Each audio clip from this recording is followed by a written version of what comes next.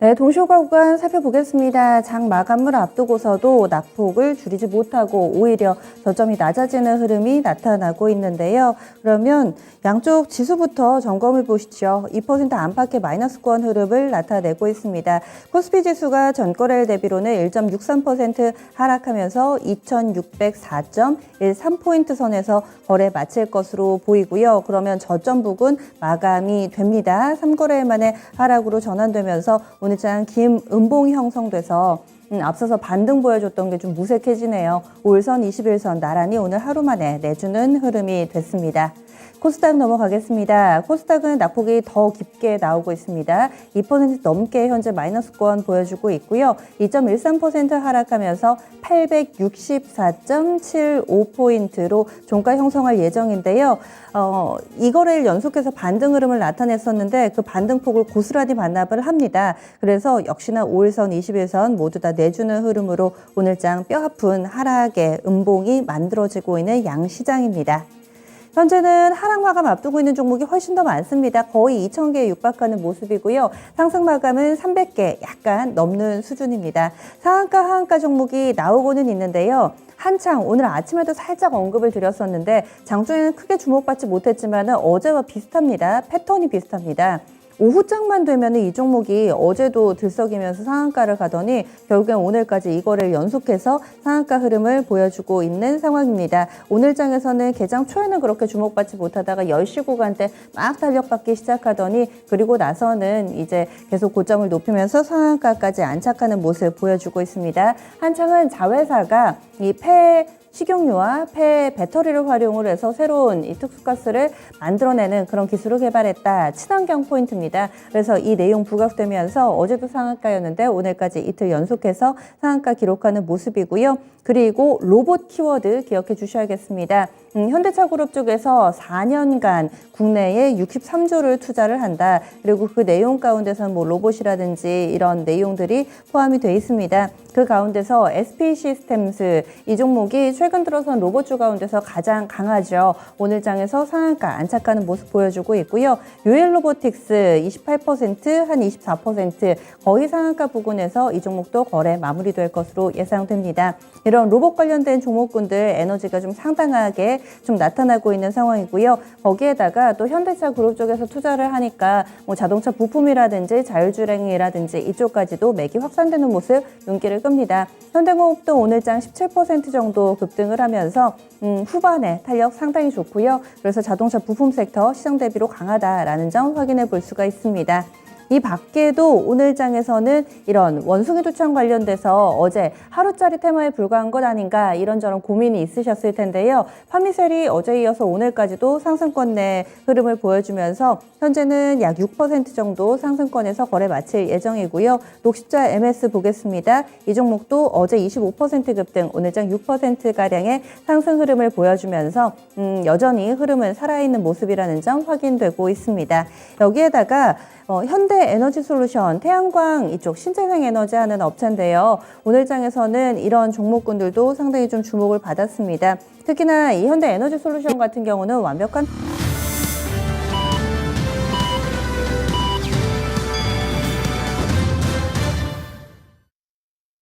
5월 24일 화요일 국내 증시 거래 마무리됐습니다. 오늘 장 좀 힘드셨을 겁니다. 장 초반부터 이렇게 쭉 밀렸던 게 아니라 계속해서 좀 저점이 낮아지는 패턴이었고요. 그리고 오늘 장 하락의 원인이 미증시 선물 하락 때문이다 라고 한다면은 사실 장 초반부터 반영됐으면 좀 헷갈리지 않았을 텐데 미증시 이 야간 선물은 장 초반부터 약했는데 우리 증시에 그 여파가 서서히 왔습니다. 이럴 때는 지치기도 하고 힘들기도 하고 아마 좀 그렇게 느끼셨을 거예요.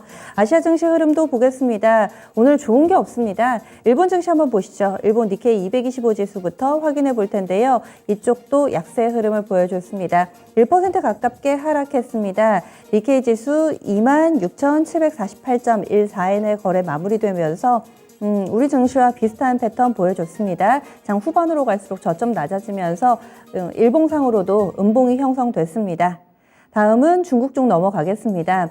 우리 증시 하락 원인에 대해서 미국에서의 시간의 거래의 약세 움직임, 그 근간에 또 스냅의 급락이 있다. 뭐 이런저런 해석이 나오고 있는데 그 밖에도 중국의 디디 추싱, 그러니까 중국판 우버로 꼽히죠. 디디 추싱이 뉴욕에서 상장을 유지할 것인가 말 것인가 설왕설래했는데 결정이 나왔습니다. 자진 상패를 결정한 상황이고요. 이런저런 미국과 중국의 증시에 상장돼 있는 종목군들의 여러 굵직굵직한 뉴스들이 좀 나타나고 있는 상황입니다. 그래서 이런 부분들도 다소 투자 심리에 영향을 미친 것으로 해석되고 있습니다. 중국 증시 오늘장 약세 움직임 좀 뚜렷하게 나타나고 있고요.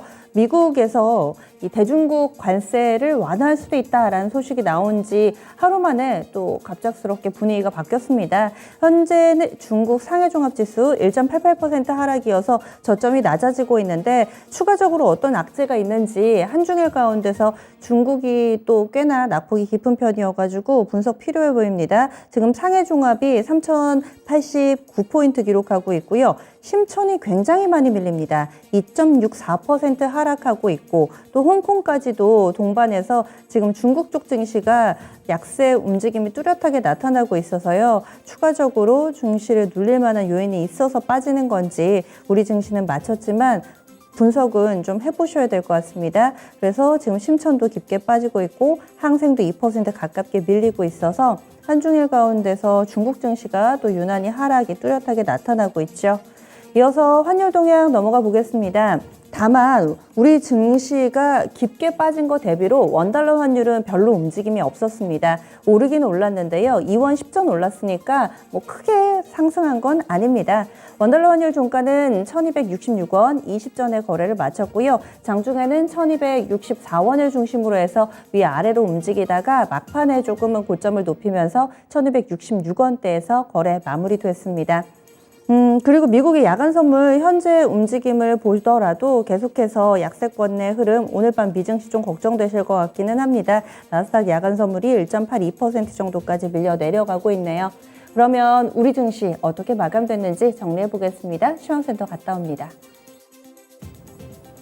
자, 외국인도 기관도 동반 매도를 하면서 어제와는 사뭇 다른 시장의 분위기 나타났습니다. 코스피도 코스닥도 동반해서 하락으로 큰 폭의 하락으로 거래를 마치게 됐는데요. 자, 지금부터 화요일 마감 시황 정리를 해드리겠습니다. 자, 코스피부터 먼저 확인을 해보시죠. 자, 전장 대비 코스피 좀 내렸습니다. 사흘 만에 하락으로 거래를 마치게 됐죠. 1.5% 큰 폭의 하락이 나타났습니다. 포인트로도 40포인트가 넘게 빠지는 모습이었는데 거래 대금은 8조 원이 좀 넘게 집계가 됐고요. 2,600선 간신히 좀 지켜줬습니다. 2,605포인트가 오늘장의 종가였습니다. 자, 분봉통에서 장중의 움직임 좀 보겠습니다. 복잡하지가 않습니다. 장 초반부터 저점을 낮추면서 계속해서 이렇게 내려오는 모습 확인이 됐죠. 장중 저점 부근에서 거래를 마치게 됐는데요. 2,605포인트까지 내려왔습니다. 자, 이어서 수급 상황도 확인을 해보시죠. 자, 오늘 외국인과 기관 모두 팔았습니다. 역시 기관 사흘 연속해서 파는 모습 확인이 됐는데, 자, 보시다시피 외국인이 3,200억 원 정도 매도 우위, 기관 쪽에서도 3,000억 원 가까이 매도 우위가 연출이 됐고요. 개인만이 홀로 사들였습니다. 개인 쪽에서는 5,800억 원 이상 매수 우위가 기록됐습니다. 자, 이어서 업종별 등락도 살펴볼 텐데 오늘 하락하는 업종 수가 확연히 많았죠. 등락률 하위부터 좀 보겠습니다. 가장 크게 내려간 업종 보시면요. 비금속 광물입니다. 2.67% 내려갔죠. 이틀 연속 강하게 올랐다가 어제와 오늘은 또 이틀 연속으로 강하게 내려가는 모습 확인이 됐습니다. 비금속 광물 업종이었고요. 자, 그리고 그 뒤를 이어서 서비스 업종 지수도 2.4%가 밀렸습니다. 네이버와 카카오의 부진 속에 업종 차트상 바닥을 횡보하고 있는 서비스 업종 지수의 흐름 확인을 해드렸고, 자, 그리고 뒤를 이어서 종이 복제 업종 2.2% 내렸습니다. 전기 전자도 2% 넘게 하락이었고요. 제조 업종도 1.8% 큰 폭의 하락이 나타났습니다. 자, 이번에 등락률 상위 순으로도 거꾸로 한번 체크를 해보실 텐데요. 가장 크게 올랐던 업종부터 보겠습니다. 전기가스 업종이죠. 1.72% 상승이 나왔습니다. 한국전력의 강세 덕분인데요. 이 발전사와 연료비 분담 소식을 전했기 때문이죠. 하지만 업종 차트상으로 윗골이 좁게 달면서 마감이 된 모습이었고요. 자, 그리고 그 뒤를 이어서 섬유 의복 업종 좋았습니다. 1.41% 강세였죠. FNF의 하반기 실적 전망, 올해 대표적인 종목일 텐데 이 종목의 하반기 실적 전망이 긍정적으로 분석이 나오게 되면서 주가 강세를 보였습니다. 업종지수 상승을 이끌었다고 보시면 될 테고요. 자, 그 뒤를 이어서 건설과 오늘 해운주들의 강세가 있었죠. 건설 업종과 운수 창고 업종까지 강한 모습 이어졌고 증권 업종부터는 내림세가 연출이 됐습니다. 자, 다음으로 시가총액 상위 종목들 흐름 보겠습니다. 자, 오늘은 대체로 하락이 나타났습니다. 오늘 반도체주들이 사실 소재와 장비까지 전반적으로 좋지 못하는 흐름 확인이 됐었죠. 자, 그리고 반도체 투톱부터 일단 부진했던 흐름 확인이 됐기 때문입니다. 삼성전자부터 먼저 확인해 보시면요.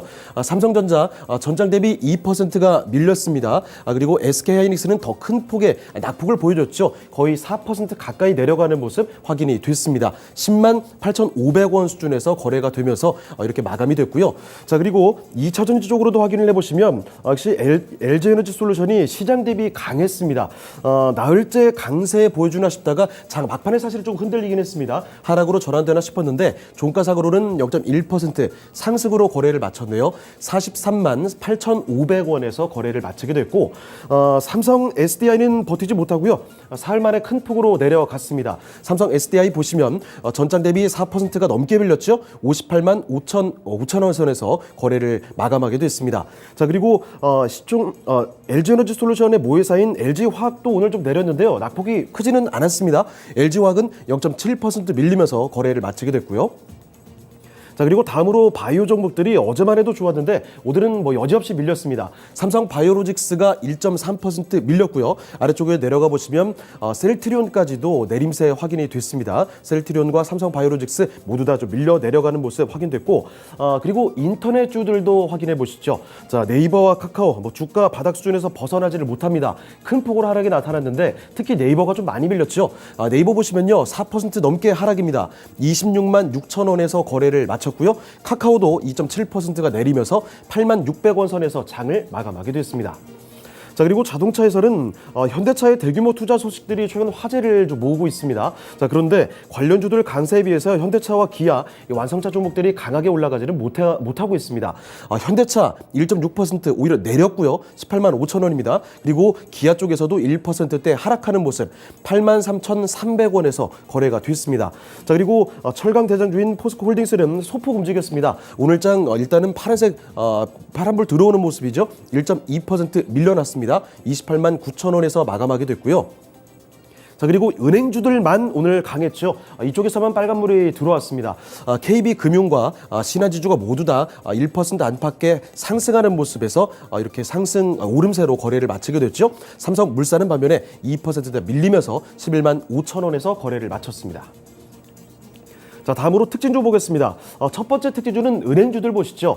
간밤 미국 증시에서 금융주가 강세를 나타냈기 때문인데 실적 개선 전망이 나왔습니다. 이에 따라서 미증시 금융주가 좋았고 국내 증시 은행주들도 이런 훈풍을 받았습니다. 자, 보시다시피 대장주인 KB금융부터 신한지주 그리고 우리금융지주나 하나금융지주와 BNK 금융지주 같이 대표적인 은행주들이 아주 강하지는 않았지만 일제히 오름세 나타나는 모습 확인이 됐고요. 자, 그리고 특징주 하나 더 보시겠습니다. 해운주들도 오늘 괜찮았는데 일단 해운주들의 실적 자체가 잘 나오고 있고 거기다가 여기에다 글로벌 운임지수의 강세, 상하이 컨테이너 운임지수가 18주 만에 반등을 보였다라는 소식, 거기다 하나 더 있습니다. 앞으로 중국 봉쇄 해제의 기대감도 더해지면서 분위기가 좋았습니다.